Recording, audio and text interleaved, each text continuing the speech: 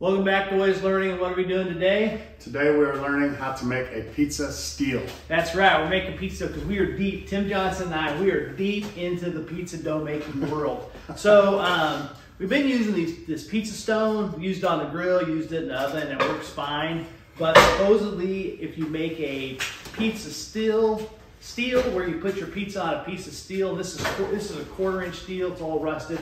We're going to grind it down, we're going to cut it, we're going to go 15 by 23 because that'll fit on our pellet grills, both of ours. He's got a, what do you got? Grill Silverback. Yeah, and I've got a Green Mountain grill. So anyway, it'll fit on. And it'll fit in the oven. And it'll fit in our oven, so we measured all that. And so it won't crack like those do. So we're simply going to cut it with the grinder. We're going to grind off all the rust, get it all cleaned up, and we're going to bevel the edges a little bit because that's how Tim likes it. And then polish down. We're probably going to round the corners too, and then we're going to season it with coconut oil, or what do you got? You got Blackstone? Blackstone oil, whatever it is in the can. So that's it. It should take us probably it's going to take us probably a couple hours to season it, but just to cut it, we should be in and out the door in, I'd say, 35 minutes. So anyway, stay tuned, and if you want to check it out, I think it's an easy way to up your pizza game.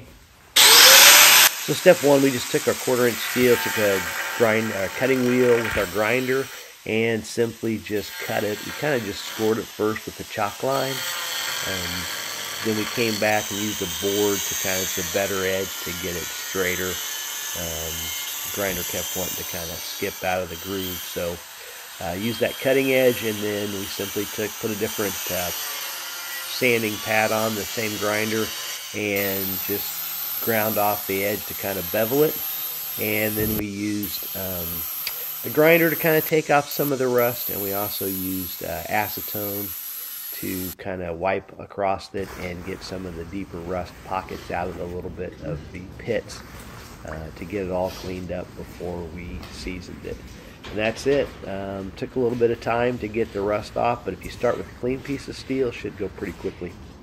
So the final step is just to season it, and I'm just putting it on and then wiping it off. I'm running the grill at about 485, putting it on for about, real lightly for about 20 minutes, and then just taking it off. You're just looking to build up some stuff on it. I'm using canola oil, but I'm going to switch, I think, to this Blackstone griddle non-slick. It's supposed to be a 3-in-1. So I'm just spraying it down lightly, kind of lightly. Then I'll let it set on there for a little bit, maybe 15 minutes, and then I'll come back and take it off with the white rag.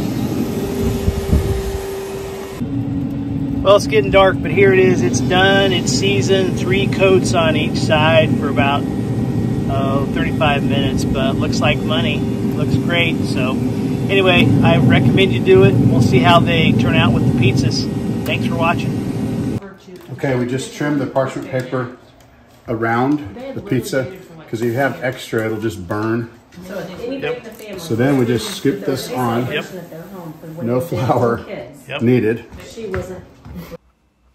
Then you just take that pizza on the peel with the parchment paper or on a cookie dish and simply slide it on the pizza steel or your stone. We had it running at 380. I've had mine up to 480 on the pellet grill. It singes the parchment paper a little bit, but then you can, if you want, Tim pulls his parchment paper out after about 3 minutes once the dough kind of gets hardened. I just leave mine on, but you can see it is money. Got the crust, that leopard skin that you're looking for, and mighty tasty. Great way to make restaurant pizza at home. Thanks for watching.